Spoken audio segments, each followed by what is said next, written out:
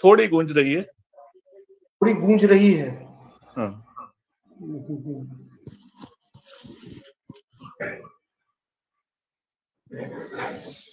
अब ठीक है। हाँ अभी ठीक है थोड़ा।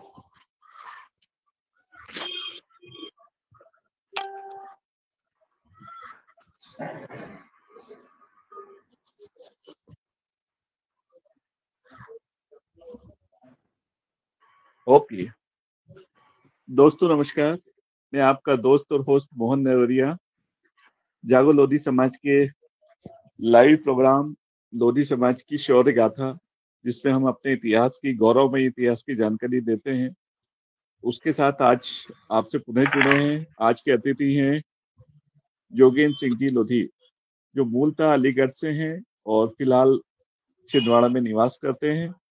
पिछले अनेक वर्षों से वे लोधी समाज के इतिहास को शोध कर रहे हैं, उस पर काम कर रहे हैं। उन्होंने अपनी महत्वपूर्ण बुक्स भी लिखी हैं, जिसमें बहुत मेहनत से उन्होंने अपनी बहुत सारी नई चीजों को ढूंढा है। आज वो हमारे बीच में है। हम लोग सीधे उन्हीं से जानते हैं कि उन्होंने लोधी समाज के इतिहास को खंगालने का काम किस तरह से किया, उनको क्या सफलता मिली, क्या दिक्कतें आई, क्या दुश्वारियां भी आई। और जैसा कि आप मित्रों में मेरी उनसे इससे पहले बात हो रही थी, मैं आपको स्पष्ट कर दूं, उनकी ओर से साफ कर दूं कि एक इतिहासकार, एक इतिहास को जानने वाला जो भी जानकारी देता है तथ्यों के आधार पर देता है, और उसी संबंधी जो वो जानकारी देता है उसी बारे में आप कुछ सवाल करें तो बेहतर होगा। कई बार ये होता ये है कि हम जानकारी कुछ और दी जा रही है और समाज पे क्या होना चाहिए, समाज में कैसे काम होना चाहिए, संगठनों को लेके पूछते हैं, नेताओं को लेके पूछते हैं, पदाधिकारी अधिकारियों को लेके सवाल करते हैं। तो मुझे लगता है कि जिस इतिहास के जिस जिस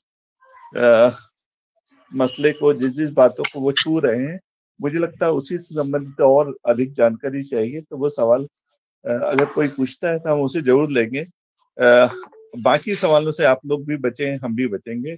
बहुत धन्यवाद। मैं योगेंद्र जी से आग्रह करूंगा कि कृपया अपनी बात रखें, और मैं ये भी चाहूंगा कि आपने जो प्रयास किया है और जिस तरह से काम, जिस सोच के साथ शुरू किया था, उसमें कहाँ तक और कैसे सफलता मिली, क्या दिक्कतें आई, कृपया उस बारे में थोड़ा प्रकाश डालें श्री योगेंद्र जी। नमस्कार, बहुत बहुत धन्यवाद मोहन सर, विजय जी, इस मंच पर मुझे मौका देने के लिए। जैसा आपने मेरा परिचय दे ही दिया कि मेरा नाम योगेंद्र सिंह लोधी है और मैं अलीगढ़ जिले के एक छोटे से गांव खेड़िया रफातपुर का रहने वाला हूँ। वर्तमान में छिंदवाड़ा में मैं एक विकास सलाहकार के रूप में काम कर रहा हूँ। विकास सलाहकार को आप एनजीओ के रूप में समझ सकते हैं। हमारा खुद का एक एनजीओ है और हम आदिवासी और महिला विकास के लिए काम करते हैं। साथ में हिस्ट्री लिखना, खासतौर से लोधियों की, वो मेरा एक प्रिय विषय रहा है। पर्सनल मेरा मुद्दा है। तो दरअसल ये जो चीज है, ये जब इसकी शुरुआत मैं बताता हूँ पहले कैसे हुई।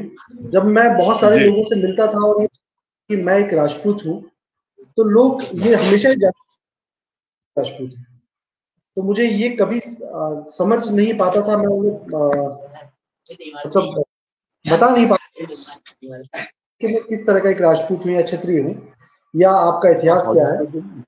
मेरा तभी हो गया। आवाज आ रही है मेरी?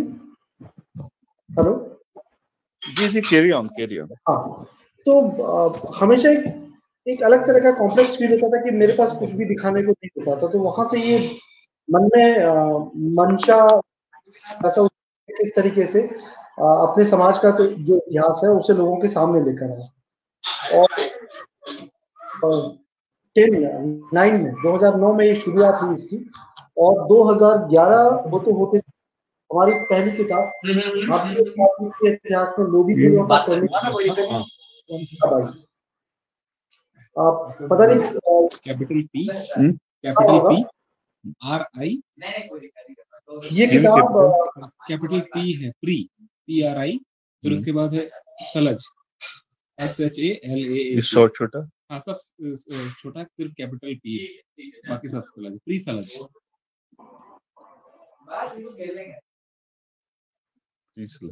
हाँ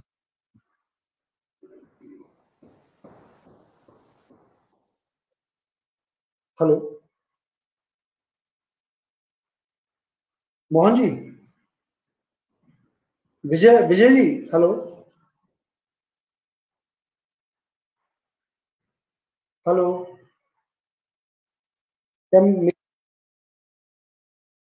कंटिन्यू करिए, मुझे लगा कि शायद कनेक्ट हो गया। तो वहां से इतिहास को खोजने की, समझने की जिज्ञासा मन में जागृत हुई, और जब हिस्ट्री को ढूंढना शुरू किया तो ये पाया कि लोदियों के बारे में अमूमन तौर पे रिसर्च नहीं हुआ, उनके बारे में लिखा नहीं गया। जो भी लिखा हुआ है वो थोड़ा बहुत अंग्रेजों ने गजेटियर्स में लिखा है, और अंग्रेजों ने भी जो है ज्यादातर उन लोगों के बारे में लिखा जो कि किसी भी तरीके से जातीय रूप में उनसे जुड़े रहे, या जो रजवाड़े उनसे जुड़े रहे, या रजवाड़े जिन्होंने उनका विरोध किया, उसके आधार पर उन्होंने हमारा इतिहास लिखा। उसके अलावा उन्होंने भी इतिहास पर ज्यादा जोर डालने की कोशिश नहीं की। न केवल उन्होंने, बल्कि जो हमारे लोग भी जिन्होंने इतिहास लिखा, उन्होंने इतिहास के सिर्फ एक पहलू को ध्यान में रखने का प्रयास किया कि जो हमारे पूर्व के इतिहास थे वो हमें साबित करना चाहते थे कि लोधी एक क्षत्रिय जाति है। और शायद अभी भी हमारा जो एम्फेसिस है वो इसी बात पर है कि हम अपने आप को क्षत्रिय साबित करें। बनस्पत की हमारा इतिहास क्या है, ये खोजने की अपेक्षा हम सिर्फ अपने आप को क्षत्रिय साबित करने पे लगे हुए हैं। तो इस चीज को साबित करने में एक तो हमारे पास कोई बहुत प्रमाणिक चीज नहीं है। जैसे हमारे पूर्व के इतिहासकारों ने ऋग्वेद का उदाहरण दिया है। ऋग्वेद का एक श्लोक है जो आप सभी जानते हैं, उसमें लोगों की व्याख्या बहुत सारे लोगों ने अलग अलग तरीके से की है। हमारे बहुत सारे लोगों ने पुराणों का उल्लेख किया, शिव पुराण का उल्लेख किया, जिसमें वो लिखते हैं कि परशुराम युद्ध के बाद जो है हमारा परशुराम के साथ भी युद्ध में हम शामिल थे, या भृगु संहिता, या और भी कई संहिताओं में लिखा हुआ है। और जब मैंने इनको पढ़ा तो ये संहिताओं में कहीं भी हमारा कोई जिक्र था नहीं, या लोधी शब्द का तो बिल्कुल भी नहीं था। अगर लोध शब्द का इस्तेमाल होता है तो वो ऋग्वेद में हमें एक जगह पे मिलता है, एक मात्र एक श्लोक में, या फिर महाभारत और रामायण में मिलता है, वो भी एक दूसरे कॉन्टेक्स्ट में, वो क्षत्रियों के कॉन्टेक्स्ट में नहीं मिलता। तो ये थोड़ी सी विडंबना। पर अंग्रेजों ने जो डॉक्यूमेंट जितना भी हमारे बारे में लिखा है वो हिस्ट्री के रूप में काउंट हो सकता है। पर मेरा मानना है कि अगर सही मायने में रिसर्च होगा तो शायद हिस्ट्री के दूसरे पहलू भी खुल पाएंगे, और रिसर्च हो नहीं पा रहा है। मीरा जी ने भी कुछ लिखा है, मीरा जी ने भी कुछ लिखा है। मीरा जी अपने जो दोही कहती हैं उसमें एक दोहा उन्होंने लिखा, मैं आपको पढ़ के बताता हूँ। उसको मैंने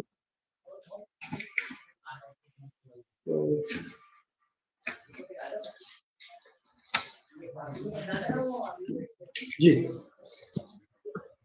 मीरा जी ने एक दोहा लिखा है। 14वें नंबर की उनकी कविता रही होगी। वो लिखती है उसमें, आज साचे राखे हरि साचे, सुदामा अति सुख पायो दरिद्र दूर करी। ये पहली लाइन में इसमें सुदामा का उल्लेख करती है वो। उसके बाद सेकंड लाइन में लिखी है, साचे लोग ही कहे हरि हाथ बंधाए, मरखा जीते खरी। यहाँ पर लोधी का इस्तेमाल होता है, पर अब ये लोधी जो है वीर के लिए इस्तेमाल, हम इसे मान के चल रहे हैं कि सच्चे लोग भी भगवान के सामने अपने हाथ जोड़कर विनती कर, हम इसका आशय ये मान के चल रहे हैं। पर सिवाय लोधियों के अलावा दूसरा कोई और इसको इस तरह व्याख्यात करेगा, ये इसका प्रमाण कहीं मिलता नहीं। बिल्कुल। तो ऋग्वेद होता है, मीरा का ये जो पद है इसका मिलता है, या फिर अंग्रेजों ने जो हमारे बारे में लिखा है उसको मिलता है। इसके अलावा कोई भी ऐसी प्रमाणिक पुस्तक मुझे नहीं मिली है जिससे मैं ये साबित कर सकूं कि मतलब क्षत्रिय, हम एक बड़े क्षत्रिय कुल को बिलोंग करते हैं। जी, आप कुछ कह रहे हैं? बिल्कुल, ये क्योंकि अलग अलग चीजें हैं कि योद्धे गणराज के बारे में भी लोग बोलते रहे हैं। बाकी आपने देखा होगा ऋग्वेद का उल्लेख करते हैं, फिर मीरा जी का आपने बताया है। इसके अलावा जो आप देखेंगे कि काफी लंबे समय से कुछ ना कुछ बातें आती है, मगर तथ्य को लेके थोड़ा विवाद रहता है, क्योंकि तथ्य पे हम लोग चलते हैं, इतिहास के लोग या इतिहास पे जो स्टूडेंट होते हैं, स्टूडेंट पे रिसर्च करने वाले होते हैं, वो लोग सिर्फ तथ्य पे चलते हैं। क्योंकि तथ्य एक हम और लोगों के चीज और ब्रिटिश गवर्नमेंट के समय तो मिलता है जी। एक और चीज आपको, परमाल रासो नाम की एक किताब है, जैसे पृथ्वीराज रासो है, ऐसे ही परमाल रासो उसकी ओरिजिनल प्रति मेरे पास है, पर आई डाउट कि वो किताब जो है जब गूगल करते हैं तो वो किताब हमें नहीं मिलती है, पर मेरे पास उसकी एक प्रति है जो बहुत रीढ़ चीड़ हालत में है। मतलब मुझे लगता है कि वो शायद 100 साल पुरानी किताब होगी मेरे पास। उसमें कई जगह पर ईश्वर सिंह लोधी का उल्लेख आता है जब परमाल परमाल के साथ पृथ्वीराज चौहान का एक युद्ध लड़ा जाता है। तो उस युद्ध में राजा प्रताप की तरफ से जो भाग लेने वाले लोग हैं, और ये घटना होगी मेरे ख्याल से 11वीं सदी के आसपास की, पृथ्वीराज चौहान 11वीं 12वीं सदी के, तो उस समय बिल्कुल कई जगह ये उल्लेख मिलता है कि वो बहुत सारे राजाओं का उल्लेख करते हैं और उसमें ईश्वर सिंह लोधी या लोधी इस तरह के शब्दों का इस्तेमाल किया गया है। तो अगर वो अप्रामाणिक है, हालांकि उसकी जो प्रति मेरे पास है वो मुझे बहुत ही मुश्किल से मिली है, पर मिलती नहीं, उसमें एक ये उल्लेख और मिलता है, तो इसको भी हम प्रमाणिक तौर पे इतिहास मान सकते हैं अगर ये किताब लिखी गई है तो। पर दूसरा इसका पहलू ये भी है कि जब मैं जातियों के पढ़ रहा था, आपने किताब के बारे में सुना होगा, पंडित छोटेलाल श्रोती की किताब है जो 1903 में लिखी गई है। हमारे पूर्व के जो बहुत सारे हिस्ट्री राइटर्स ने उस किताब का उल्लेख करके हिस्ट्री को लिखा है, और वो ये लिखते हैं कि पंडित छोटेलाल श्रोती ने जो है, जो ऋग्वेद का वो श्लोक है उसमें जो लोथ शब्द का इस्तेमाल है वो वीर के लिए किया गया। पर जब मैं जातु अन्वेषण की दूसरी प्रतियां देखता हूँ तो वो जो पेज है उसमें से गायब है, तो वो लगता है कि मैनिपुलेटेड स्क्रिप्ट है जो हमारे लोग उसको इस्तेमाल करते रहे। एक यहाँ थोड़ा डाउट बिल्कुल, मगर ये बात तो स्पष्ट है कि लोध जो बोलते हैं ना कि कोई प्रतीक होता था हर जाति का, समाज का, तो इसको टोटम बोलते थे। तो टोटम एक लोध नाम का वृक्ष होता था, ये बात तो सही है। और ऐसा माना जाता है कि हमारे लोधी समाज के लोग उस लोध नाम का जो वृक्ष था उसको टोटम मैंने अपना प्रतीक के रूप में मानते थे। ये मैंने पाया है अपनी स्टडी में। मगर इसके अलावा ईश्वर सिंह लोधी का जिक्र ये इतनी बार इतनी अलग अलग जगह पढ़ा है कि लगता है ये बिल्कुल सही है। फिर दूसरी ओर मुझे लगता है हम लोग जो चर्चा कर रहे थे इससे पहले लोधवा जो राज था जैसलमेर के पास, राजस्थान का, जी उसके बारे में आप थोड़ा बताएं, क्योंकि उस पर भी काफी चर्चा मुझे लगता होनी चाहिए, और उस पर भी आप अगर हमारे जो लेखक रहे हैं उसके अलावा अगर लोधवा पर अगर बहुत ज्यादा उसकी हिस्ट्री पे रिसर्च किया है तो वो जगदीश चंद्र गहलोत जी हैं। और जगदीश चंद्र जी ने लगभग आजादी से पहले एक राजपूताना का इतिहास करके किताब लिखी थी। उस किताब में जब वो जैसलमेर के बारे में जिक्र करते हैं तो वहां वो लिखते हैं कि जैसलमेर की है वो लोधवा को जीतने के बाद की है, और लोधवा जो राज्य था वो लोधरा राजपूतों का राज्य था। वो ये लिखते हैं कि जो लोधरा राज हुआ करता था उसके राजा ने बाद में हारने के बाद जो है जैन धर्म को अपना लिया, जिससे जैन धर्म का एक लोधा बोलते हैं, शायद उसकी उत्पत्ति होती है, ऐसा उनकी किताबों में होता है। उसका कारण भी बताइए कि वो जैन मुनि ने जो बताया था वहाँ जिस तरह से अकाल मृत्यु हो रही थी लोगों की लगातार, और उनके जो 3 बच्चे शेष बचे थे, थोड़ा उस पर प्रकाश डालिए। लोधवा के जो राजा थे उनकी 12-13 संतानों का आकस्मिक मृत्यु हो गई थी, और उस समय एक जैन मुनि जो है, मुझे उनका नाम किताब में मैंने लिखा हुआ है, वो जैन मुनि उनके राज्य में आए थे और उन्होंने राजा से ये कहा कि अगर वो जिस तरह वो कहेंगे अगर उसका पालन करेगा तो उनकी बाकी की संतानें हो जाएंगी। तो जब उन्होंने जैन मुनि का अनुसरण किया 3 संतानों बची, मैं वो 3 संतानों के नाम भी बता सकता हूँ। वो 3 संतानें बची और वो 3 बाद में जो है जैन धर्म अपना लिया, सिर्फ एक को छोड़ के दो संतानों ने राजा के साथ जैन धर्म को अपना लिया। और जब जो छोटा बेटा बचा हुआ था जो राजा बना उस वक्त पे, वो इतना बलशाली नहीं था कि वो राज्य की सेवा कर सके, और भाटियों ने धोखे से राज्य को सोते समय उनसे हड़प लिया। और इसमें अभी जो रिसर्च निकल कर आया, जो ये पुरानी कहानी थी, जो अभी का रिसर्च है वो ये कहता है कि उस राजा की बेटी के साथ निर्णय लिया, और वो जो गेट खोला गया वो शादी करने के लिए द्वार खोला गया, जिसमें वो सवारों के साथ लोधरवा में दाखिल हुआ, और उसके बाद उसने लोधरवा जी तो सही बोल रहे हैं कन्वर्ट हुए उस समय। देखिए ये जगह पर है। लोधरवा में भाटियों ने कब्जा किया, अब गहोरा में बघेलों ने कब्जा किया, बघेल उमरिया में भी बघेलों ने कब्जा किया। उमरिया से ये हिस्ट्री हमारी 3 जगह पर है। और इसके अलावा जो है ये अपना हुसैनगढ़ पे भी किसी ने कब्जा किया। ऐसे 3-4 हमारे जो राजघराने हैं, इन पर किसी ना किसी ने हमें धोखे से हराया है। छबील राय के बारे में भी यही कहानी है, गौरा के बारे में भी यही कहानी है, उमरिया के बारे में भी और लोधरवा के बारे में भी। और ये बात मैं नहीं कह रहा हूँ, गौरा के बारे में तो एक इतिहासकार है जो रीवा यूनिवर्सिटी में पढ़ाते हैं, उन्होंने बाकायदा एक हिस्ट्री की बुक लिखी है। उस बुक में उन्होंने ये दिया है कि गौरा के राजा को जहर पिला करके, जो कि रीवा के बगैर उसको जीत नहीं सकते थे, तो उन्होंने उसे महल से बाहर बुला करके भोजन में जहर दे करके वो राज्य उन्होंने उससे हथिया है जी। तो इस तरह की बहुत सारी चीजें हैं कि हमारे लोग जो है वो धोखे का शिकार हुए, तो वो धोखे का कैसे शिकार हुए अब वो तो मतलब वही समझ सकते हैं।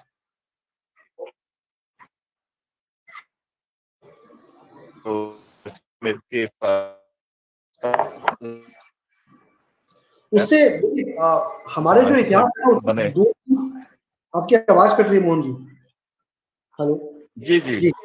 हमारे इतिहास को ना 2-3 चैप्टर्स में अलग अलग तरीके से मोटे मोटे तौर पे बांटा जा सकता है। नंबर 1 तो 1100 ईस्वी से पहले का जो है, 1000 ईस्वी पहले का, जिसमें लोधियों का मुसलमानों में कन्वर्ट हुआ, एक अलग चैप्टर है। पता नहीं इसमें बहुत सारे लोग ऐसे नहीं करते, पर मैं ये मानता हूँ, मैंने जितनी मेरा अध्ययन कहता है कि बहुत बड़े पैमाने पे जो जिसे आप पठान कहते हैं, पख्तून में सारे लोग लोधियों से कन्वर्ट हुए वो। और दूसरा जो चैप्टर है वो 1100 से लेकर के 1857 का जब तक का हमारा जो विद्रोह हो तब तक एक चैप्टर है, और उसके बाद फिर 1857 के बाद का एक अलग चैप्टर है। पहले का जो 1100 से पहले का चैप्टर है उसके बारे में बहुत ज्यादा जानकारी हमारे पास नहीं है, उस पर रिसर्च करने की जरूरत है। और वो रिसर्च जो है मुझे लगता है कि बहुत सारी जो पुरानी पांडुलिपि है उनसे मिल सकता है, पर दिक्कत ये कि वो पांडुलिपियां ना तो हमारे लिए बहुत आसानी से उपलब्ध है, या कोई भी पांडुलिपि को हासिल करने के लिए आपको बहुत ज्यादा पैसा और समय खर्च करने की जरूरत है, तो शायद अभी तक समाज ने संगठित रूप में नहीं किया है। अब से पहले जितने भी इतिहासकार हुए जैसे खेम सिंह वर्मा जी हुए, या फिर के बाद के 1-2 और को मिले, तो उन्होंने व्यक्त किया। पर अगर समाज आए तो एक टीम के रूप में, संगठन के रूप में मतलब प्रयास तो शायद अब तक नहीं हुआ। हमने बहुत सारे इस पे किया है तो भाई साहब अपने बहुत सारे ये बहुत ही स्कैटर्ड रूप में हो रहा है, नहीं मिल रही है, और दिशा देने के लिए बहुत सारी चीजों की जरूरत है। लिटरेचर है, रिसोर्स, और साथ साथ में इस पर शायद थोड़ा बहुत धन भी खर्च होगा, और मेरे ख्याल से होगी तब जाकर के हम किसी एक सही दिशा पे पहुंच पाएंगे।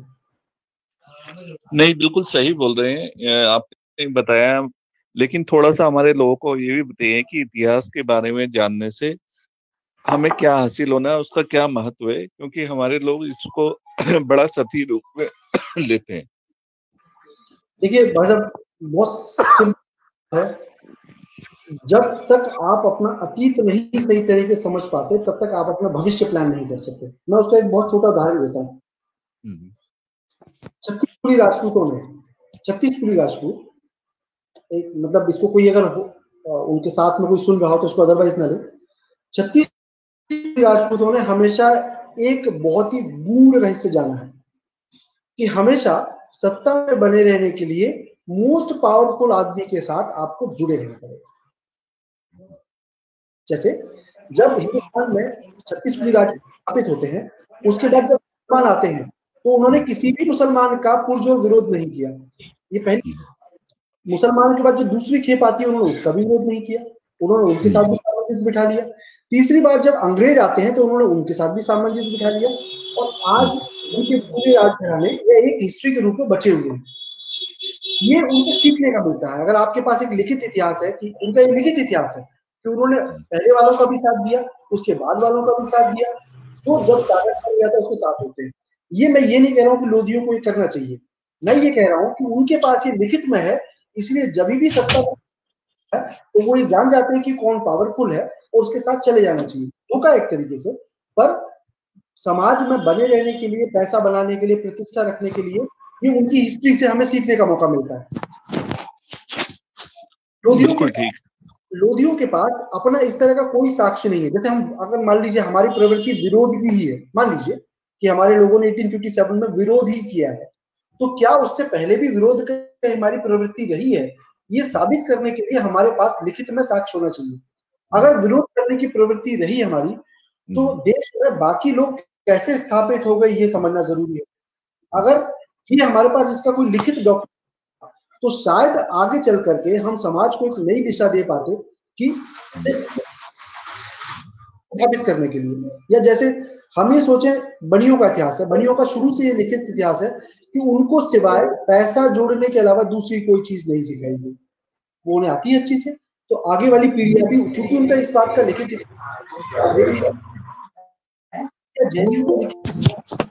सिंधियों का भी मान लें, सिंधियों का जो लेटेस्ट इतिहास बचाना है तो आप संगठन की तरफ मौका देना होगा, तब आपका भाई खड़ा हो जाएगा। ये उनका इतिहास होगा। तो अगर किसी भी नए में खड़ा करना है तो एक सेट हो जाते हैं कि भैया ये दुखी हो गया है, इसको 2 लाख रुपए की जरूरत है, संगठन 2 लाख रुपए देके दुकान खुलाएगा और ये खड़ा होगा। तो आगे किसी भी सिंधी को खड़ा करना है तो उनका इतिहास ये बोलता है। और हमारे पास आगे के लिए, भविष्य के लिए 1000 रुपए वो 5 तारीख को देंगे। तो इतिहास होना बहुत जरूरी है। 1000 रुपए 5 तारीख को जी, अब वो इतिहास कुछ भी हो सकता है। हाँ, सही बात है। थोड़ा जो मुस्लिम का कन्वर्शन हुआ था, जो हमारे लोग पठान हुए, मुस्लिम हुए और फिर अफगानिस्तान तक पहुंचे, उस बारे में थोड़ा सा प्रकाश डालें। आपकी क्या खोज, क्या बोलती है, आपके पास क्या? अगर थोड़ा बहुत हम महाभारत को अगर हम सत्य मानते हैं, अगर तो हम किताब से ऊपर देखते हैं और उसे हम हिस्ट्री का एक पहलू मानते हैं, तो महाभारत के समय गांधार जो जगह थी वह हिंदुओं का राज था, और गांधार आज की तारीख में अफगानिस्तान का हिस्सा है। बहुत सारे इतिहासकार, ये मैं नहीं लिखता हूँ, कि जो पख्तून कौम है, क्या नाम है, तारीख अल हिंद, एक किताब है तारीख अल हिंद, ये मुगल समय पे लिखा गया है। मुगल समय पे उन्होंने लिखा है कि 10वीं और 11वीं सदी के जो अफगानिस्तान के बारे में लिखा है कि भारत के पश्चिमोत्तर पहाड़ियों में बहुत सी अफगान जातियां रहती हैं, मतलब वो अफगानिस्तान के बारे में, और वो हिंदू मत की है। मतलब 11वीं और 12वीं सदी से पहले तक जो है वहां पर हिंदू मत था। तो जिस तरीके से मुसलमान एंट्री करता है, मुसलमानों के साथ एक पॉजिटिव चीज उनके धर्म के साथ ये है जो आदमी को बहुत पसंद आती है। नंबर 1 चीज कि वो एक से ज्यादा रख सकता है, और दूसरी चीज वो संपत्ति पर अपना एकाधिकार रख सकता है। ये चीज जो है ना, किसी भी आदमी को जो शासक बने रहना चाहता है उसे आसानी से कन्वर्ट या मोहित होने का मौका देती है।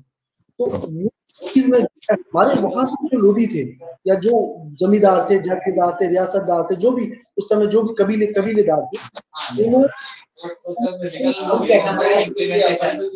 और वो जो लोग हैं, वो इब्राहिम लोधी, बहलोल लोधी, या जो उनके पूर्वज थे, इब्राहिम लोधी की जो माँ थी वो लास्ट औरत थी उस परिवार में हिंदू आने वाली। उसके बाद कोई भी औरत हिंदू नहीं है, मतलब वो फुल्ली कन्वर्ट। मतलब उनके जो फादर थे, उनकी जो वाइफ थी वो हिंदू थी, और जब आप दाहिर की बात करते हैं तो ये मान सकते हैं कि दाहिर तो नहीं, पर दाहिर से पहले की जो 2-4 पहले पीढ़ियां रही होंगी, उनसे उनके वैवाहिक संबंध होते रहे होंगे, पर इसका साक्ष्य नहीं है। पर मतलब उस समय ये जो हिमालय की पूरी तलहटी है, यहाँ पर लोगों ने अपनी सुविधा के अनुसार, अपनी सहूलियत के अनुसार अपने धर्म को माना है, जिसमें मुस्लिम धर्म एक होता है। जी ओके ओके ओके। तो ये दो चीजों पे आपने प्रकाश डाला, एक तो मुस्लिम में कन्वर्ट हुए हमारे लोग, और दूसरा जैन में कैसे कन्वर्ट हुए। अब हम लोग बात करें ब्रिटिश काल की, आपके पास 18वीं सदी के शुरुआत से लेके 1842 और उसके बाद का 1871, 1857, 58, थोड़ा इस बारे में थोड़ा प्रकाश डालें। देखिए 1818 से पहले जब सेंट्रल प्रोविंस बनता है, बेरा जो एरिया बनता है, अंग्रेज जब मराठाओं को हराते हैं, उससे पहले तक जितने भी हिंदू राज घराने छोटे मोटे थे, खासतौर से जो मध्य प्रदेश के महाकौशल में है या मंडला में है, या फिर आप महाराष्ट्र में भी कुछ देख सकते हैं, ये मराठों के समय में बहुत ही लिबरल लाइफ जी रहे थे। लिबरल का मतलब कि इनका जंगल पे अधिकार था, इनका भूमि पे अधिकार था, इनका लोगों पे अधिकार था। और इस समय ये वो समय था जब लोधियों, गौड़ों और बुंदेलों तीनों राजाओं के, सामान्य जन का तो मुझे आइडिया नहीं, पर राजाओं के बीच में शादी संबंध होते थे। राजा हृदय शाह लोधी की सेकंड वाइफ है वो गौड़ है, और राजा हृदय शाह की एक बहन जो वो थी, वो किसी एक बुंदेला परिवार में ब्याही गई थी। लेकिन जब ये बेरार वाला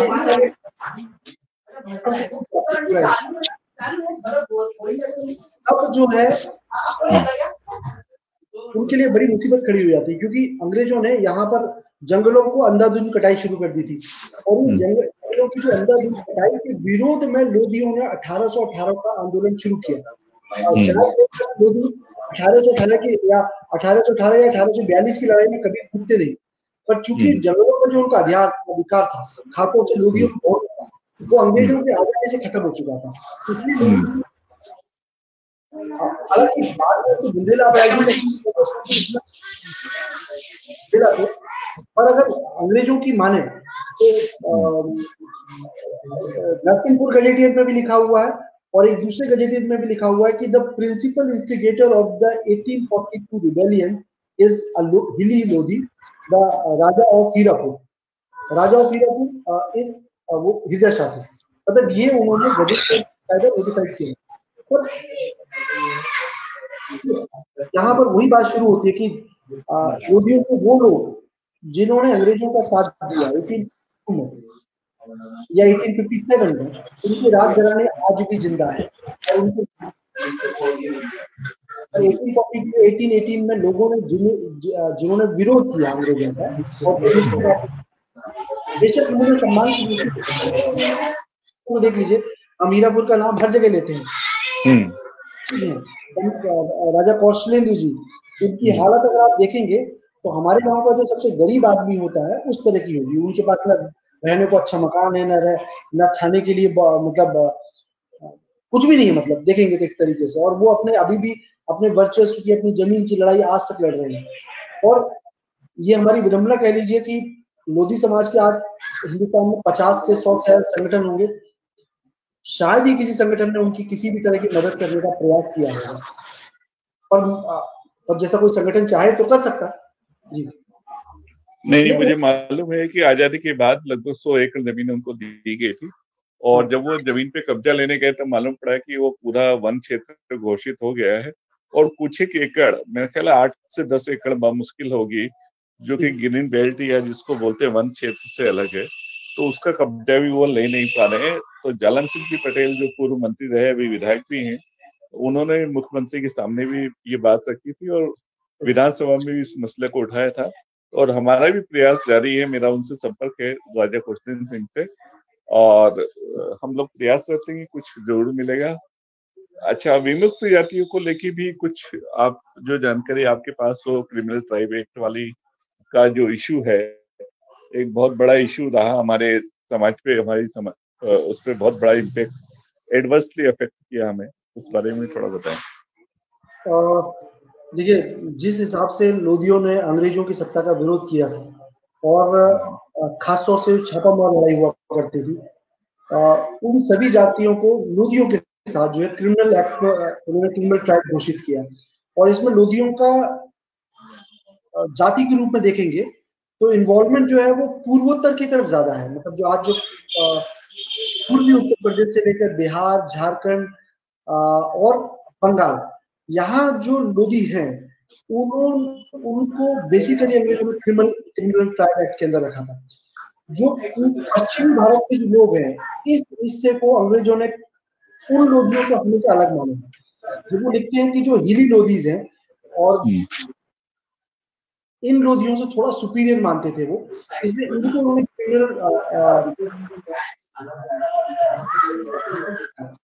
और अगर हम मार्शल रेस है और हम दोनों एक ही मानते हैं, तो ये मानने में कोई मार्शल है तो पर जो हिली जो राजघराने की जो लोधी है वो अपने आप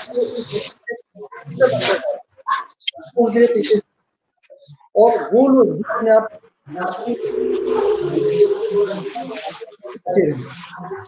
देखा जाए मिल सकते हैं। अगर उसका जो जैसा आप फायदे होते हैं, अगर उस तरह से कुछ बेनिफिट मिल सकता है तो रखने में कोई बुराई नहीं है। और वो बाकी में क्रिमिनल ट्राइब के रूप में नोटिफाइड होनी चाहिए। नॉर्दर्न इंडिया में बड़ा एक भूभाग आता था, मध्य प्रदेश और महाराष्ट्र के साथ में उत्तर प्रदेश का भी कुछ हिस्सा आता था। काफी बड़ा विशाल भूभाग था नॉर्दर्न इंडिया में। उसमें क्रिमिनल ट्राइब एक्ट सबसे पहले लागू किया गया था और उसके कई अंश और कई उसके अलग अलग भाग अलग अलग प्रकार से लगातार 8 से 10 बार में लागू किए गए। तो उसमें उस समय होशंगाबाद जो हमारे भोपाल के पास का है मध्य प्रदेश में, उसके में रहने वाले हमारे लोधी समाज के लोग या अन्य आसपास के जो लोग थे वो सब भी क्रिमिनल ट्राइब एक्ट में आए और पैदाइशी अपराधी कहलाए, जिन्हें बाद में आजादी के बाद आदतन अपराधी की श्रेणी में ले लिया गया। जी जी जी।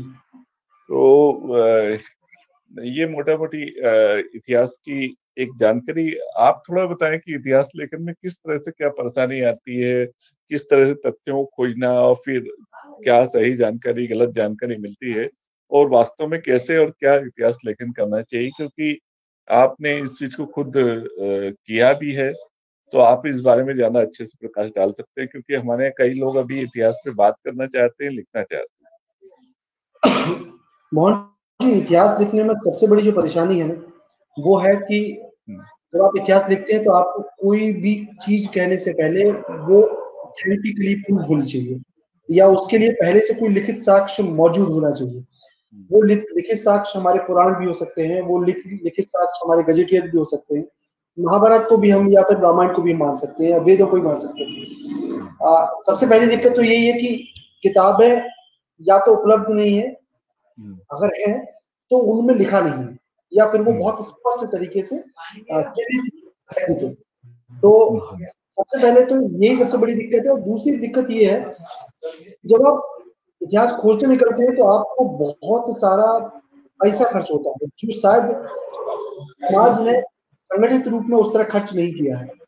मुझे लगता है कि इस तरह का एक कोई संगठन होना चाहिए जो ऐसे लोगों को आइडेंटिफाई करे जो इतिहास में रुचि रखते हैं और उन्हें छोटे छोटे पैचेज में इतिहास लिखने के लिए के बारे में आप जानते हैं। उनके वंशज अभी भी जिंदा है, ये अपने मदनपुर मेहरौनी।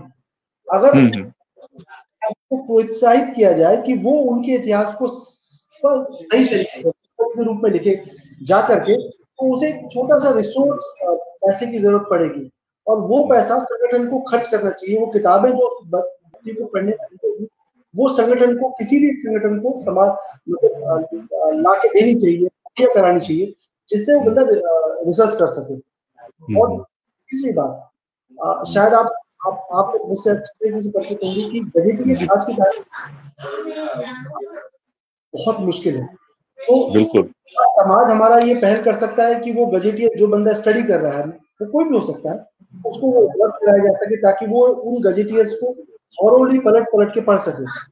तब तक ये नहीं हो पाएगा, तब तक सही क्या सामने आ पाना बहुत मुश्किल है। और मेरे को व्यक्ति कर भी रहे, एक ईटीवी में हमारे शायद चंद्रभान सिंह, आप शायद जानते होंगे उनको, उन्होंने क्या कहते हैं रानी अवंतीबाई के ऊपर उन्होंने, और शायद अभी वो हीरापुर के ऊपर भी लिख रहे हैं वो। चर्चा होती तो वो ये बोलते हैं कि लोग सही जानकारी देने को तैयार नहीं है, और लोगों का सिर्फ फोकस एक ही चीज पे होता है कि किस तरीके से सिर्फ एक क्षत्रिय साबित कर दिया जाए, ये खत्म कर दिया जाए। और ये दूसरी चीज कि हिस्ट्री लिखने के नाम पर कैसे पैसा ले लिया जाए।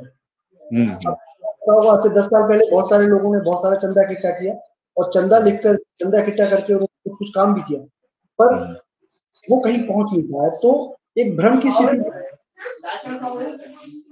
मैंने दमोह परिवार से, हिंदोरिया परिवार से मैंने बहुत बार उनसे जानकारी मांगी, और वो सही जानकारी देने में या तो देना नहीं चाहते, तो फिर पैसा भी मांगेगा। हमारी एक स्टेट परिषद से हमने बहुत बार जानकारी मांगने का प्रयास किया, हमारा पैसा खर्च होगा, आप भी जानकारी बना के उनको दे दीजिए। पर उनको लगता है कि शायद उनसे पहले बहुत सारे लोगों ने पैसा लिया होगा, इसीलिए वो आज की तारीख में उससे बचना चाहते हैं कि ये भी शायद ऐसा मांग सकते। तो एक ये बहुत बड़ी भ्रांति है कि लोगों ने पहले पैसा लेकर के काम किया और फिर उस दिशा में वो आगे बढ़े भी नहीं, और मामला वहीं का वहीं रह गया। तो लोग इससे जानकारी देना भी नहीं चाहते हैं, और दूसरी चीज जानकारी सही है भी नहीं, उनके पास भी नहीं है। तो हीरापुर के बारे में बात करते हैं, तो हीरापुर की जो कॉस्टिंग भी है, चूंकि उनके पास कोई लिखित इतिहास नहीं है, उनके पास नहीं है, तो वो प्रमाणिक जानकारी हमको दे नहीं सकते। ठीक है। अब लेकिन 1818 से पहले जो गजेटियर्स हैं, उनको सही तरीके से स्टडी किया जाए, उनको पहले की जो किताबें लंदन में मौजूद हैं, उन पेपर को निकालने का प्रयास हो सकता है। तो हीरापुर के बारे में और ज्यादा जानकारी उससे पहले मिल जाए।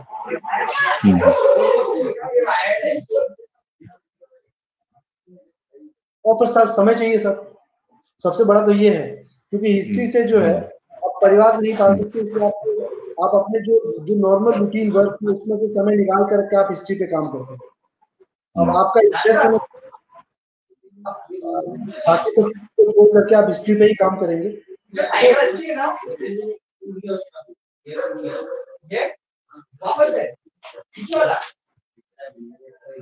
मेरा एक और प्रश्न था कि अलग अलग हमारे संस्थान है उसमें रिसर्च स्कॉलर काम करते हैं, जैसे Tata institute of social science है, और भी जगह सामाजिक विज्ञान के हमारे साथी हैं, एंथ्रोपोलॉजी भी कुछ लोग पढ़ते हैं।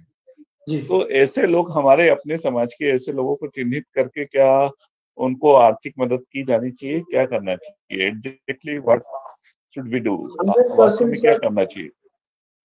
बिल्कुल, मेरा ऐसा मानना है कि जो लोग हिस्ट्री एंथ्रोपोलॉजी पे सर्च कर रहे हैं, हमें 100% उनकी आर्थिक मदद करनी ही चाहिए। उसका रीजन ये है कि जब कोई व्यक्ति खाली एंथ्रोपोलॉजी या हिस्ट्री पे रिसर्च करेगा, उसी भी किसी भी विषय पे जब रिसर्च करेगा, तो उसे पैसे की, खासतौर से किताबें खरीदने के लिए पैसे की जरूरत होती है, क्योंकि कोई भी रिसर्च बगैर लोगों से बातचीत किए या फिर किताबों को खंगाले बगैर नहीं हो सकता। और मामूली से जो डॉक्यूमेंट है, वो डॉक्यूमेंट जो है वो काफी कॉस्टली होता है। तो उस या उस समाज और समय को यूटिलाइज करने के लिए हमें उसको करनी चाहिए। वो कोई भी हो सकता है, चाहे एंथ्रोपोलॉजी पे कर रहा हो या अगर रिसर्च करना चाहता है, ये इस तरह की विंग होनी चाहिए। आप ये कह रहे हैं तो बिल्कुल सही है, तो हमारे विंग बना सकते हैं कि वो हिस्ट्री पे रिसर्च करें। हालांकि अभी बहुत सारे हमारे संगठन जो एजुकेशन पे काम कर रहे हैं, वो बहुत अच्छा। मैंने पहले भी कहा कि समाज को सही दिशा देने के लिए हमारा पास्ट जानना बहुत जरूरी है।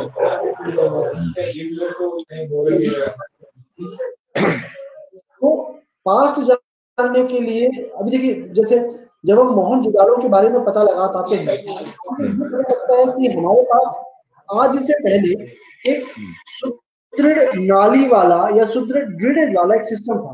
ये हमको हिस्ट्री या खुदाई के बारे में रिसर्च करने के बाद पता लग पाता है।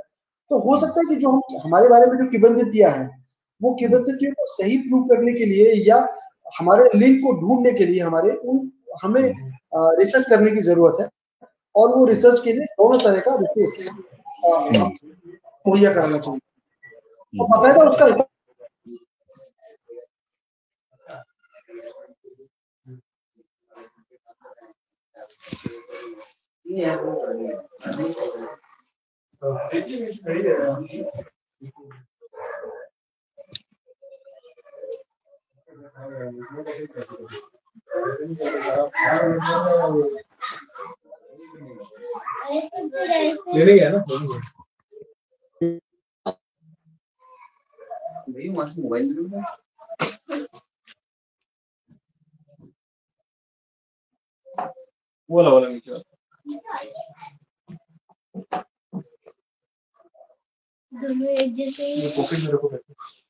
बीच में से डिस्कनेक्ट हो रहा है।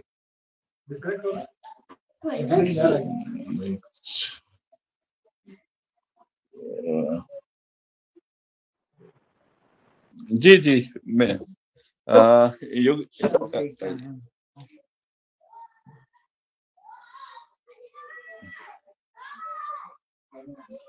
युग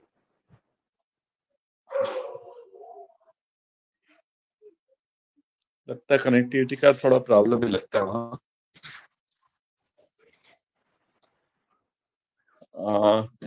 योगी जी आप सुन रहे हैं मुझे? तो आप स्क्रीन टच करके वीडियो ऑफ कर दीजिए, क्योंकि वीडियो भी नहीं आ रहा और ऑडियो भी अटक रहा है।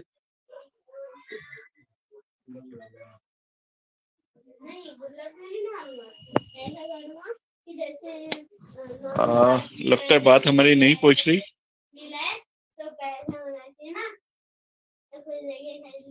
श्री योगेन जी कृपया स्क्रीन टच करके अपना वीडियो ऑफ कर दे तो शायद आपका ऑडियो क्लियर आ पाए हम तक। कनेक्टिविटी का कुछ इशू है, सिग्नल लगता है आप तक बराबर नहीं पहुंच रहा है।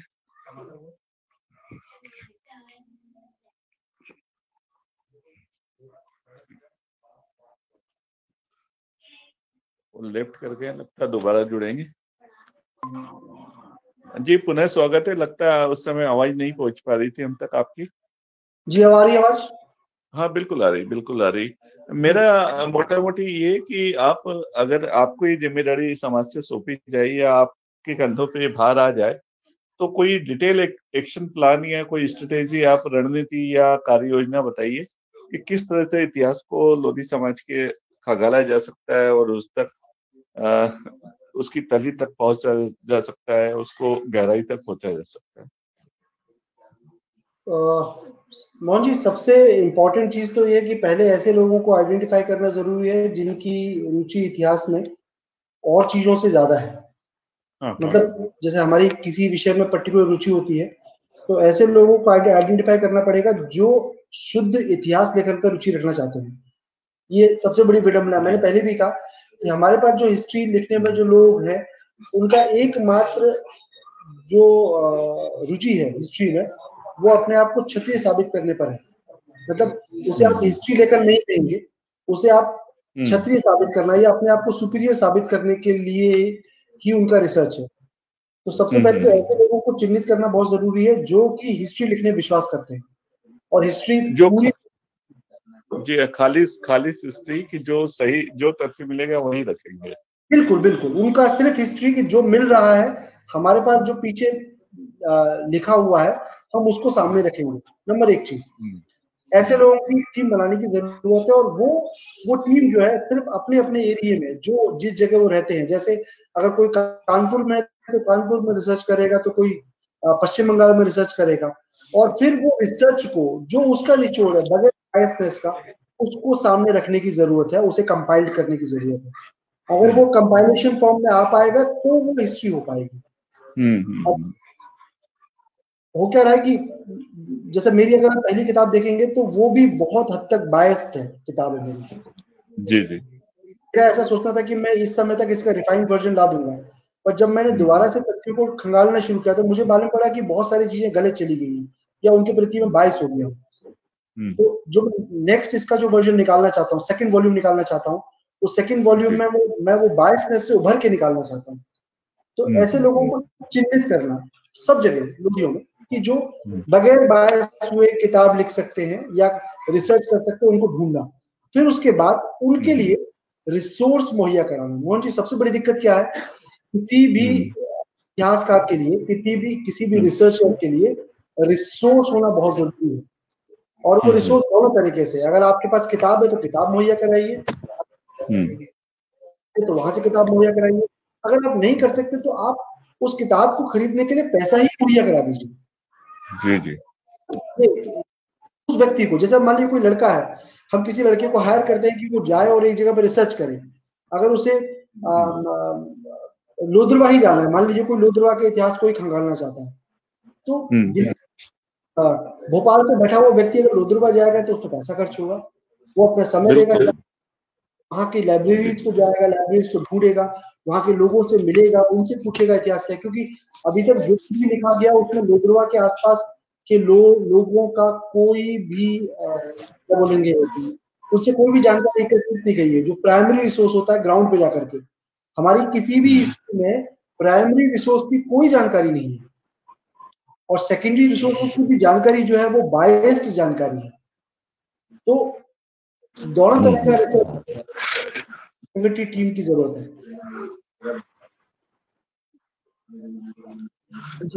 मैंने खुद पाया है कि कई जगह आपको अगर कुछ बुक्स या लिटरेचर कम ज्यादा कुछ इंफॉर्मेशन है, सही है, गलत है, उसकी जब पुष्टि के लिए आप क्षेत्र में जाते हैं, फील्ड में जाते हैं, संबंधित लोगों से जब आप कांटेक्ट करते हैं, उस इलाके में जाते हैं, उस इलाके का साहित्य, उसकी ऐतिहासिक किताबें हैं, वहां के जो पुरातत्व के लेखक हैं या उन लोगों से भी मिलते हैं, तो कुछ चीजों की पुष्टि हो पाती, कुछ की नहीं हो पाती है। तो मगर मुझे लगता है जो जिस क्षेत्र में रहता हो, जहाँ आसानी से जिसकी पहुंच हो, जो जा सकता है, उस पर काम कर सकता है, उसी को करना चाहिए, ताकि समय और पैसे की बचत हो गई।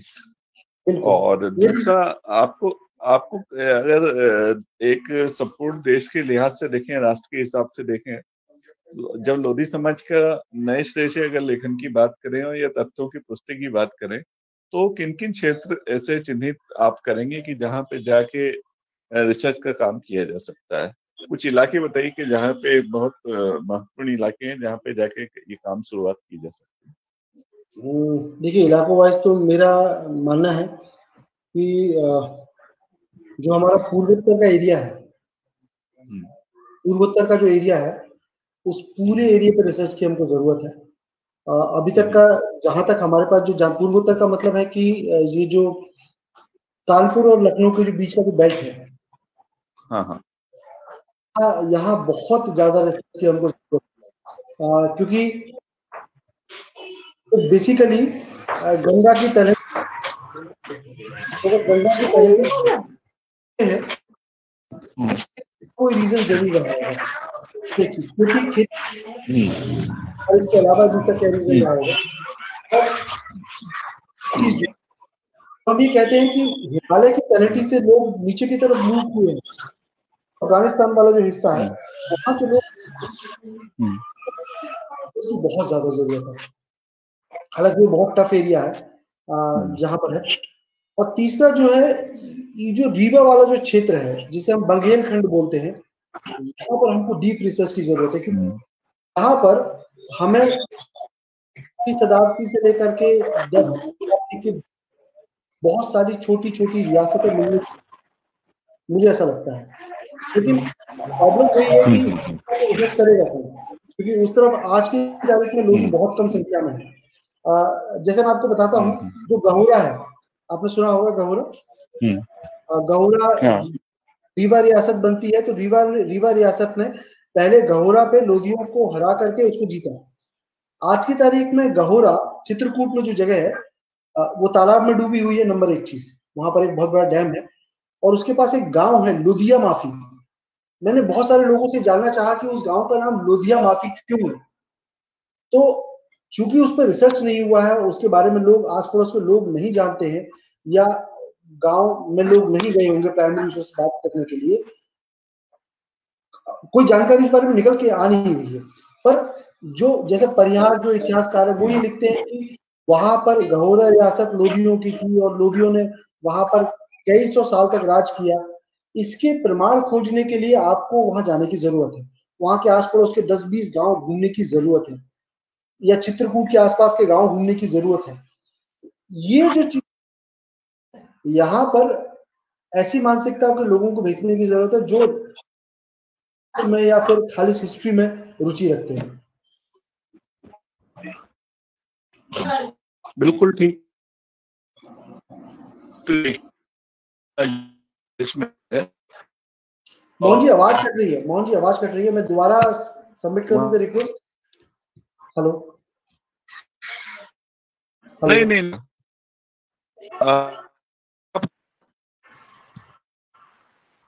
मुझे एक्चुअली आवाज में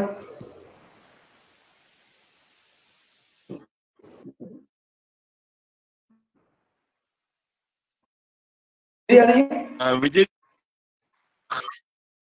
मुझे बात के लिए जारी रखे।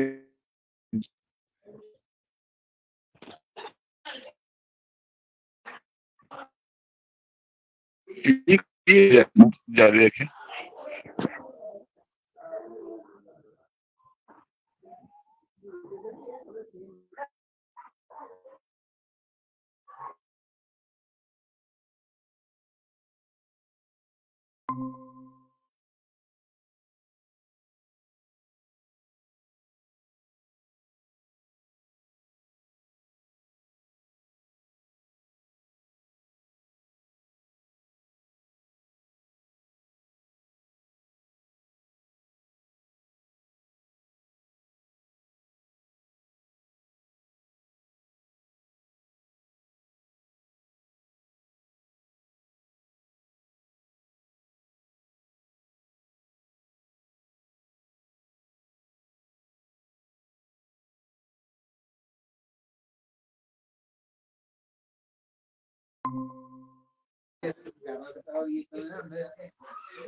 विजय भाई जुड़े हैं क्या योगेन?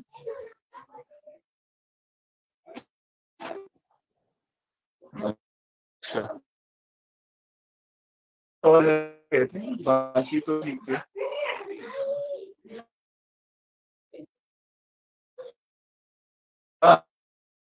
हाँ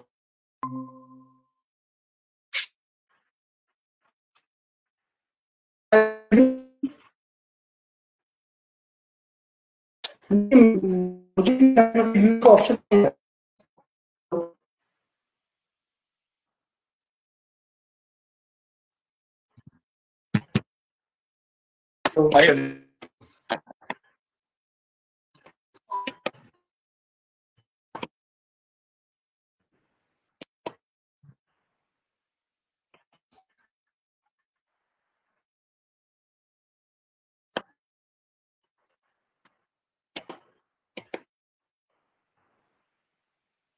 इसको हेलो विजय जी आ रही है आवाज?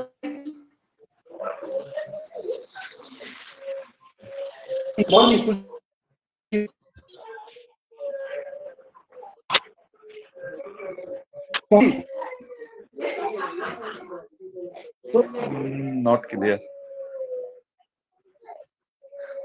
इशू ये कि रिसर्चर्स को रिसोर्स को प्राप्त करने की जरूरत बहुत सारी करके जो अगर कर भी रहे हैं तो करने की जरूरत पड़ेगी।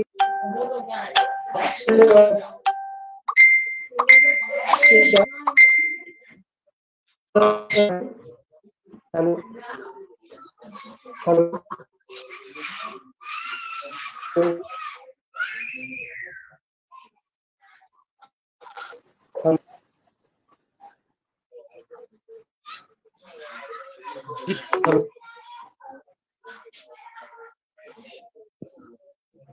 विजय भाई अब तो थोड़ा मुश्किल लग रहा है, अगली बार के लिए कुछ चर्चा आगे रखेंगे। थोड़ा सब अगर नहीं आ रहा है आवाज तो योगेन भाई आवाज आ रही है? अब आ रही है। अब जी जी मुझे योगेन भाई अपना कंक्लूड करिए। जी जी आप जो बात रख रहे थे जी जी उसको कंक्लूड कर लें। रिसर्च के लिए टीम बनाने की आवश्यकता है, 100% आवश्यकता है और अभी तक ये नहीं हुआ है। मैं बता रहा हूँ आपको, संगठित रिसर्च जो हुआ था जब हमारा 1813 या 14 में जो सम्मेलन हुआ था, सॉरी 1913-14 में जो सम्मेलन हुआ था, उस वक्त एक रिसर्च के लिए एक समिति बनी थी। जो हमारा पहला सम्मेलन हुआ था लोदियों का, उस समय रिसर्च के लिए एक समिति बनी थी, उन्होंने रिसर्च किया जिसमें खेम सिंह वर्मा वगैरह जो जिन्होंने आगे चल के किताबें लिखी। कोई समिति या संगठन नहीं बना है जो ये कहता हो कि हम रिसर्च करेंगे, या रिसर्च के लिए हम बाकायदा अपनी गाइडलाइन तय करेंगे और उसके लिए कुछ रिसोर्स उपलब्ध कराएंगे। तो इस तरह का संगठन बनने, इस तरह के लोगों को मोहन जी, और ये हम जो हमारे जितने भी संगठन है, ये संगठन किसी को नॉमिनेट कर सकते हैं अपने। हमारे पास हर एक संगठन एक व्यक्ति और ऐसा हो कि मैं कहीं लिख दूं और उसे सेंट्रलाइज करके उसे कंपाइल करने की, ताकि उसकी किताब उसको, और वो किताब हर व्यक्ति को मुहैया कराई जाए ताकि लोग उसे पढ़ करके अपने सुनता हूँ तो याद रहेगा। मेरे पास कोई हिस्ट्री बुक हमेशा मेरी लाइब्रेरी में रहती है, तो मेरी अगली वाली जनरेशन के लिए या मेरे लिए भी वो लोगों को अपनी बात को सही तरीके से तथ्यपरक तरीके से उनको समझाने के लिए हमेशा मौजूद रहेंगे। तो उससे बेहतर कोई विकल्प नहीं है। सेंट्रलाइज करके रिसर्च होना चाहिए, लोगों को आइडेंटिफाई करना होना चाहिए, और वो किताब घर घर उसकी जिम्मेदारी संगठन की है। जी जी बिल्कुल, आपने आज बहुत महत्वपूर्ण और जानकारी दी, और खास तौर पे इतिहास लेखन को इतिहास खंगालने को लेके और उस तरह के क्या प्रयास होना चाहिए, क्या दिक्कतें आती है, उसको एक इतिहास के अच्छे स्टूडेंट के नाते एक रुचि जिस तरह की आपकी लगातार रही है, पुस्तक लेखन भी आपने किया है, उसको ये भी बताया कि किस किस तरह से भ्रामक जानकारी भी अपने तक आ जाती है। और कई लोग जो लेखन का कार्य करते हैं, इतिहास लेखन, वो किसी चीज से प्रभावित होकर करते हैं, किसी खास उद्देश्य के लिए करते हैं। इससे बचने की जरूरत है, और जो सही तथ्यात्म में है वही लोगों के सामने रखना चाहिए। तो आपसे जुड़कर आज बहुत उपयोगी और महत्वपूर्ण जानकारी हमारे दर्शकों को मिली है, और लगभग 1.5 लाख लोगों का ये ग्रुप है। मुझे लगता है इससे सभी लोग लाभान्वित होंगे। आपका कार्यक्रम में जुड़ने के लिए बहुत बहुत शुक्रिया, बहुत धन्यवाद, और आगे भी हम आपको याद करते रहेंगे। और मैं हमारे श्री विजय लोधी जी से भी आग्रह करूंगा कि आपकी जो समग्र चर्चा है उसको लेके भी कुछ बातें कहें, आपसे धन्यवाद ज्ञापन करें, आभार व्यक्त करें। बहुत बहुत धन्यवाद मोहन सर। एवं जी, एक्चुअल में क्या है कि लोधियों का इतिहास बहुत गौरवशाली है, लेकिन क्या लोधियों का इतिहास को लोधियों को मालूम नहीं है। इस बाबत हम क्या कार्य कर सकते हैं कि लोधियों का जो इतिहास है लोधियों तक, माने लोधी नौजवान पीढ़ी तक पहुंच सके। इसके लिए आप लोग की ओर से कोई मुहिम चलाई जा सकती है, या हम लोग का कोई सहयोग हो तो हम सहयोग कर सकते हैं। सर विजय जी, इतिहास पहुंचाने का सबसे आसान तरीका और सबसे मजबूत तरीका, जो जिसे हम पत्थर की लकीर मानते हैं, जो हिस्ट्री के स्टूडेंट होते हैं, वो होती है किताब। एक रिसर्च ओरिएंटेड किताब जिसमें सही तरीके से तथ्यों को पेश किया गया हो। ये किताब कोई लिखे या संगठन लिखे और सही जानकारी के साथ लिखे, और वो किताब हर आदमी तक आसानी से पहुंचाई जाए, ये संगठन कर सकता है। नंबर एक चीज, सही तरीके से रिसोर्स इकट्ठा किया जाए, रिसोर्स कंपाइल किया जाए, और कम कीमत पर वो रिसोर्स या जो पेपर है या फिर जो किताब है वो लोगों तक पहुंचाया जाए, और फिर मतलब उनके लिए उपलब्ध रहे। तो मुझे लगता है कि युवा पीढ़ी को ही नहीं, जो पीछे के लोग हैं उनको भी अपना इतिहास समझने का मौका मिलेगा। ये हमारे सबसे बड़ी, हमारे पास कोई भी इस तरह का लिखित डॉक्यूमेंट है तो बहुत कम है, या फिर ऐसे डॉक्यूमेंट है जिनका भरोसा करना बहुत मुश्किल है, जो तथ्य के नजदीक नहीं है। जो सिर्फ जैसे मोहन जी बोल रहे थे कि जो 12 स्टेटों की किताब लिखी गई है उनसे हिस्ट्री नहीं बन सकती।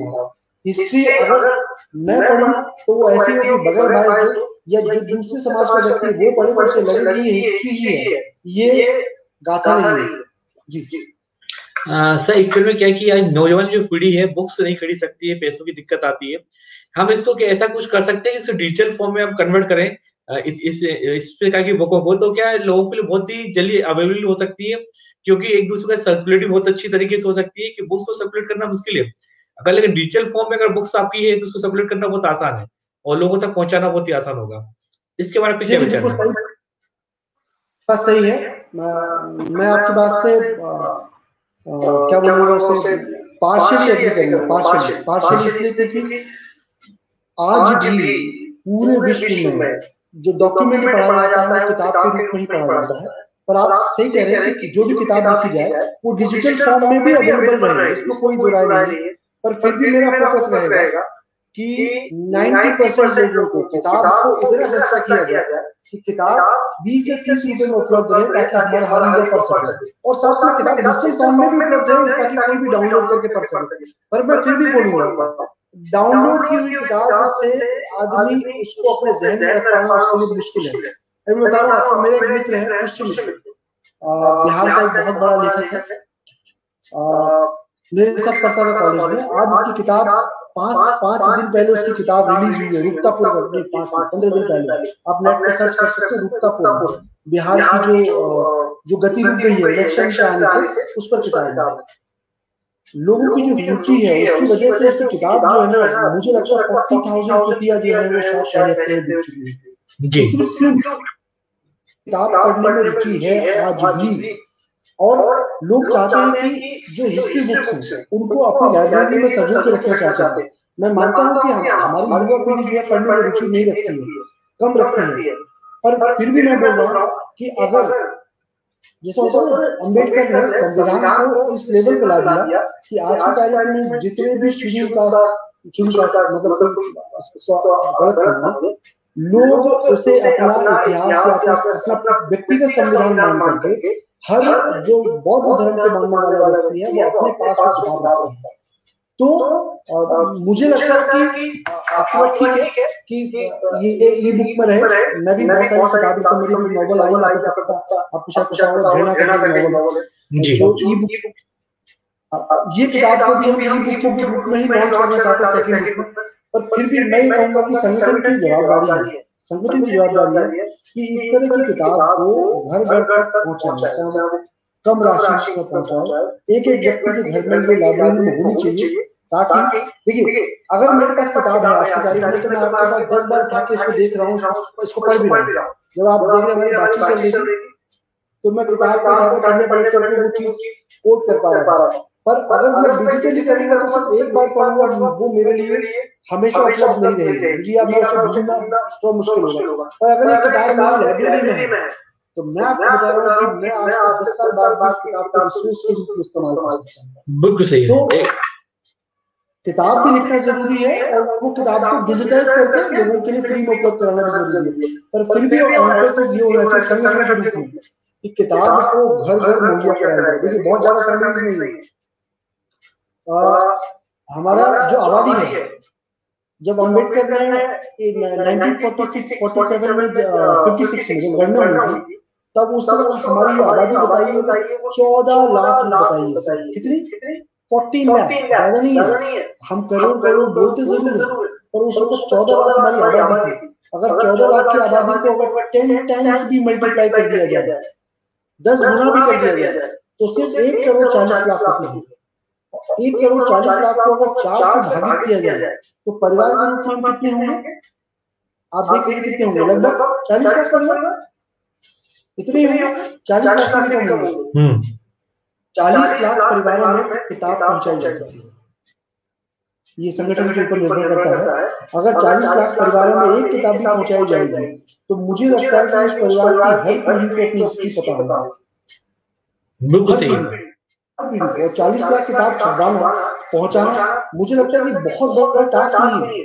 40 लाख का मतलब ऐसा हो गया, अगर एक किताब की कॉस्ट, छपाई की कॉस्ट अगर 15 रुपए भी मान लो, 40 लाख किताब छपेंगे तो 15 रुपए ज्यादा नहीं आएगी, तो कितनी होगी?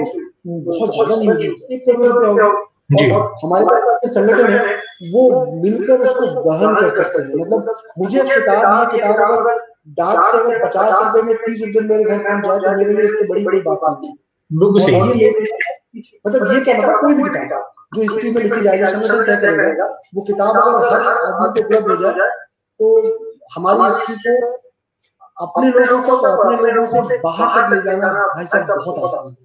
बिल्कुल सही है। इवन जी एक सवाल और मेरा था कि आज अगर किसी बच्चे से कोई प्रश्न किया जाता है तो वो विकिपीडिया को विश्वास ज्यादा करता है, तो हमारे इतिहास को विकिपीडिया को अपडेट कैसे किए जाए और उसके लिए कोई प्रोसीजर होता है, क्या होता है सर, उसके बारे में कुछ बताएंगे सर आप? उनको प्रोसीजर होता है उसके लिए। मेरी विकिपीडिया से मेरी लड़ाई हो गई जी 2013 में मेरी से लड़ाई हुई और मेरी आईडी ब्लॉक कर दी इसी जी बात पर। और मैंने उस वक्त भी कहा था कि हमें उन पर केस करने की जरूरत है, हमें उन पर केस करने की जरूरत है। केस के लिए हमें पीआई दाखिल करके उन पर केस कर सकते हैं और केस संगठन कर सकता है। जैसे मान लीजिए आपका एक संगठन है जिस संगठन के लिए लोग काम करते हैं, वो संगठन पीआई दाखिल कर सकता है, पर पीआई दाखिल करने के लिए आपके पास सबूत क्या है जो उनकी बात को आप गलत साबित करेंगे। विकिपीडिया में लिखा है, विकिपीडिया ने इसका लिंक दिया है। विकिपीडिया ये बोलता है कि लोधी जो है या फिर अवंती बाई है वो दलित आइकन है, या लोधी जो है वो उनका राजपूत कोई कनेक्शन ही नहीं है।